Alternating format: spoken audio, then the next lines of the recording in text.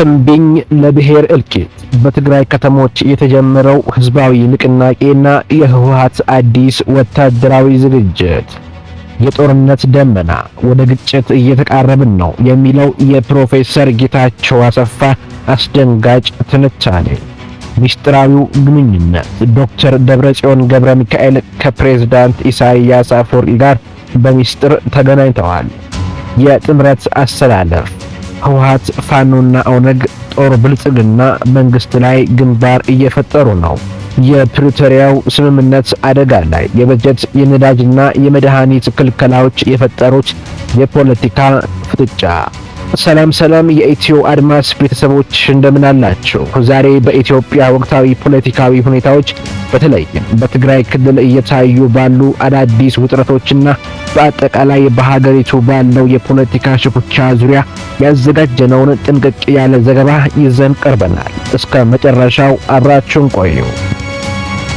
በኢትዮጵያ ፖለቲካ ውስጥ ያለው ውጥረት አሁን ወዳለበት አደገኛ ደረጃ የተሸጋገረው በትግራይ ክልል አዳዲስ ህዝባዊ ስብሰባዎችና መግለጫዎች እየተበራከቱ በመምጣታቸው ነው። እምቢኝ ለብሔር እልቂት በሚል መሪ ቃል በትግራይ ዋና ዋና ከተሞች እየተካሄዱ ያሉት ስብሰባዎች በህወሓትና በፌዴራል መንግስቱ መካከል ያለው ግንኙነት ወደ ለየለት ጦርነት ሊያመራ ይችላል የሚል ስጋት ፈጥሯል። የህወሓት አዲስ አቋምና የጄኖሳይዳል ንግግሮች። በትግራይ እየተሰሙ ያሉ ንግግሮች ከወትሮ ጠንከር ያሉ ናቸው።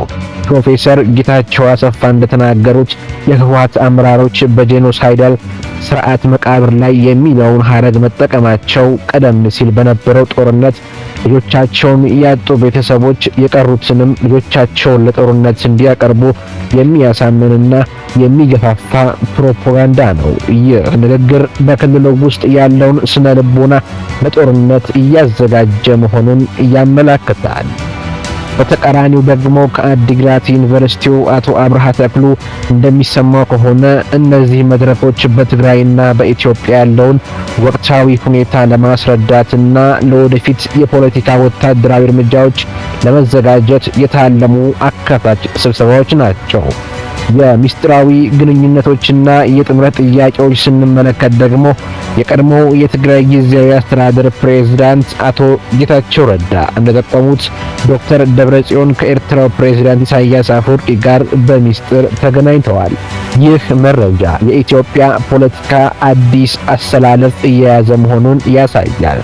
ዶክተር ደብረጽዮን በንግግራቸው ዛሬ እንደበፊቱ ብቻችን አይደለንም፣ ብዙ ወዳጆች አሉ ማለታቸው ከኤርትራ መንግስት አልፎ ከፋኖና ከኦሮሞ ነጻ አውጪ ጦር ጋር ሊኖር የሚችልን ስልታዊ ትብብር የሚያመላክት ይመስላል። ይህም የብልጽግናን መንግስት እንደ የጋራ ጠላት የመመልከት አዝማሚያ መኖሩን ያሳያል። የፌዴራል መንግስቱ ምላሽና የፕሮፓጋንዳ ዘመቻ ስናይ በሌላ በኩል ከ4 ኪሎ የሚሰማው የፕሮፓጋንዳ ዘመቻ ጦርነቱ በጥቂት ቀናት ወይም ሳምንታት ውስጥ ሊጀመር እንደሚችል አመላካች ሆኗል። ጠቅላይ ሚኒስትር አብይ አህመድ በትግራይ ክልል ጦርነት እንዲነሳ ሰፊ ፍላጎት እንዳለ ጠቁመው መንግስታቸው ግን ትርፍ የለውም በሚል እምቢ ማለቱን ገልጸዋል። ሆኖም መንግስት ህወሓትን ከኤርትራ ጋር ለጦርነት እየተዘጋጀ ነው ሲል በይፋ መክሰሱ ውጥረቱን ይበልጥ አባብሶታል። የፕሪቶሪያ ስምምነትና የኢኮኖሚ እገዳዎች ደግሞ ተባብሷል።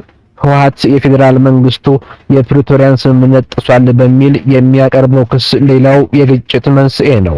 በክልሉ ላይ የተጣሉ የበጀት፣ የነዳጅ፣ የመድኃኒትና የደሞዝ ክልከላዎች ጦርነቱ በሌላ መልክ እንዲቀጥል አድርጎታል የሚሉ ወገኖች አሉ። በተለይም የምዕራብ ትግራይ ይዞታዎች ጉዳይ እስካሁን መፍትሄ አለማግኘቱ ለውጥረቱ መቀጠል እንደ ትልቅ ምክንያት ይጠቀሳል። በአሁኑ ወቅት ኢትዮጵያ በታላቅ የፖለቲካ ሽኩቻ ውስጥ ትገኛለች።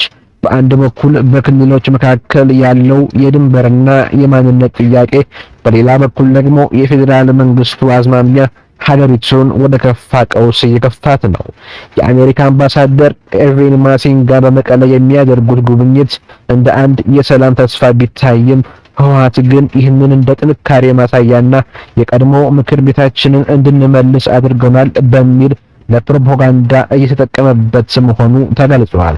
ሁኔታዎች በዚሁ ከቀጠሉ ሀገሪቱ ወደ አዲስና አስከፊ ጦርነት ልትገባ የምትችልበት እድል ሰፊ መሆኑን ታዛቢዎች ያስጠነቅቃሉ።